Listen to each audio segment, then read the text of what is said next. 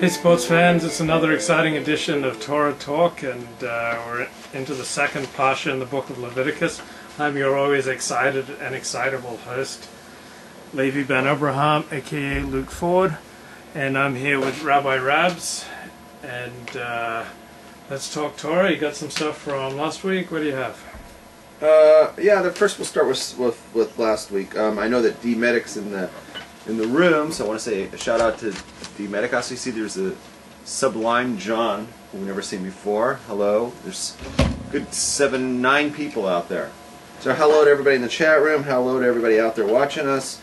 Last week D Medic asked a question. And I see that we've got the Blues Brothers thing going on again. I'm going on tour next week. All right, right on. D Medic asked, what was the sin of Noah's son? It was in exposing his father's nakedness and embarrassing him, and possibly castrating him. Good.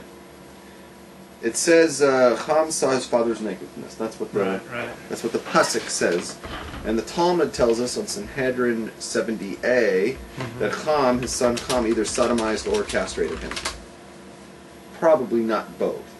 That'd be a little bit vicious.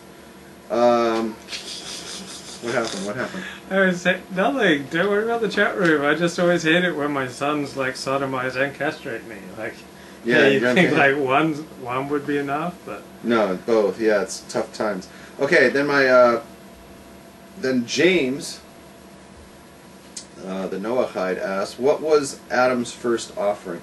We were talking about last week how there was offerings. The Jews had been used to offerings going all the way back in time. So James asked, what was Adam's first offering? Okay? So the Ramban says on Bereshit 22:2, on Genesis 22:2, he explains that Adam offered various karbanos, various offerings to God, on the same mizbeach that Abraham did on the time of the Akedah. What did he offer that day? I don't know. You don't know what the Akedah, what he brought? There's too much going on.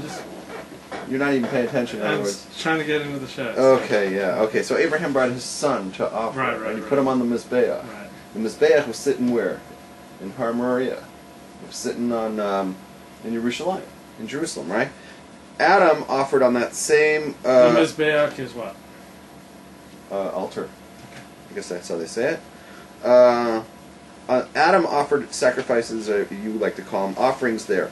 Now, I can't find exactly what he offered there, but the Pirkei de Rav Eliezer in chapter 31 says everything on the planet belonged to Adam. Because if you read the Pesukim at the beginning of Bereshit, God gives the entire creation. He says, like, all these are yours, and you can name the animals and all this and whatnot, right? Now, it says we say that, there's a halakha or whatever, that when you bring an offering, it has to be something that's yours. You can't go up to the Mizbeach and bring like your friend's ox or something, because that's not good enough. You have to bring something that belongs to you. So the entire world belonged to Adam. He could bring theoretically anything he found. He could just all the vegetables, all the cows. He could bring anything you want. And but I don't know what he actually brought. Somebody out there might know, but that's as close as I can get. Awesome. I wanted to ask you a question. So last week you were saying, like early on in the beginning of the show, because I was watching the replay, and it said that you were saying about something about you were alluding to your shrink. So I wanted to ask you, what is your shrink have you doing now? What's your thing? And also, what does he say about me? Okay. So he diagnosed you. He doesn't diagnose anyone. So well, I'm just kidding. Okay. It's great, this therapy center where I go, they don't give you a diagnosis and they don't try to change you in ways that you don't want to be changed. So it's kind of a neutral sounding board. You can go in and bounce up your problems and talk about the ways you want to grow, and then they can help you with that. So on Friday when I went in, it was the greatest gift because we did something called a reflecting panel. Okay. So my therapist and I did our thing for 30 minutes. And then we switched rooms, and 5 therapists in training came in, and they're supervising therapist came in, and they all discussed me, what I've been talking about for 10. They discussed me for 10 minutes. So that was really cool to see all these different people discussing you, because when one person says something, I go, that's interesting. But when 5 people say something similar, right, it's very powerful when like 5 people from their own different perspectives pick up on things. So I spoke about like there are a couple of conversations last week that I did not want to have. So there was this person who wanted to talk to me and talk some things out. And I went back to them and said, I'm not interested in these conversations.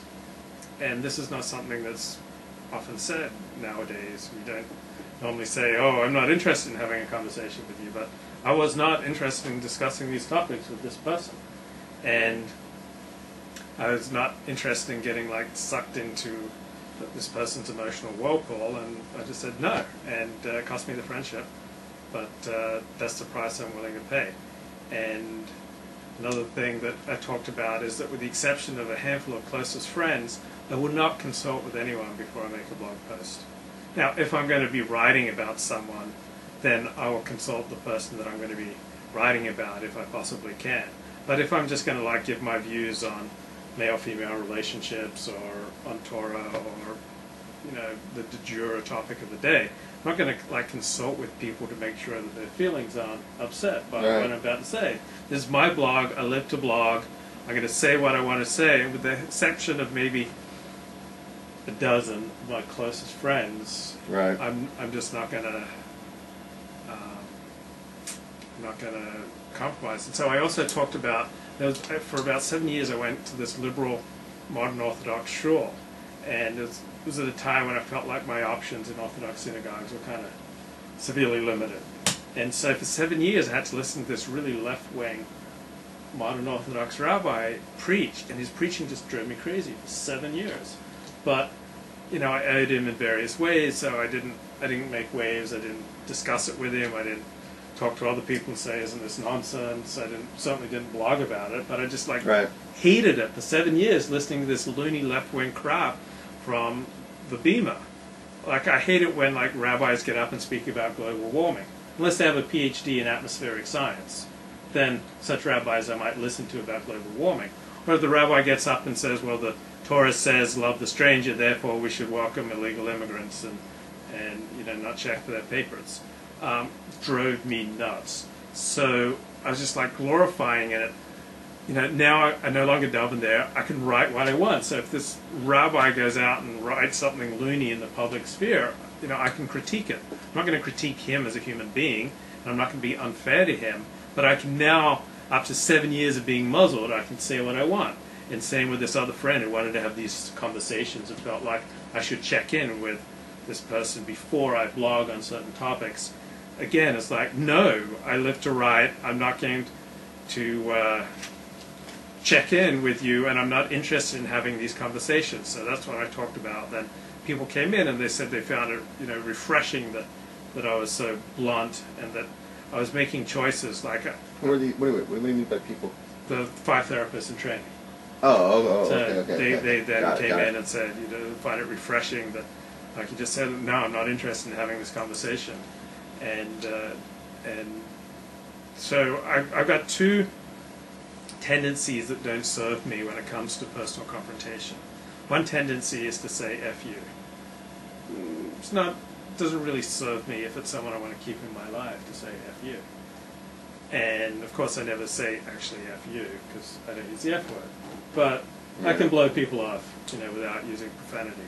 Then my other tendency is to try to placate. Like, if someone's upset at me and I want to keep them in my life, I try to placate them and talk them down. And so what my therapist is trying to help me do is to, instead of placate, which is usually involves some dishonesty, and you say, oh, to the other person, you're right, even though you don't think they're right, but you just want to bring them down from being angry at you. Right. So instead he wants me to kind of live honestly, and when I have these substantive disagreements with people around me, to be honest and say, okay, I don't agree with you, but don't just blow them off. Don't just knock them off. So probably the primary theme of my therapy is connecting with others. And I kind of give myself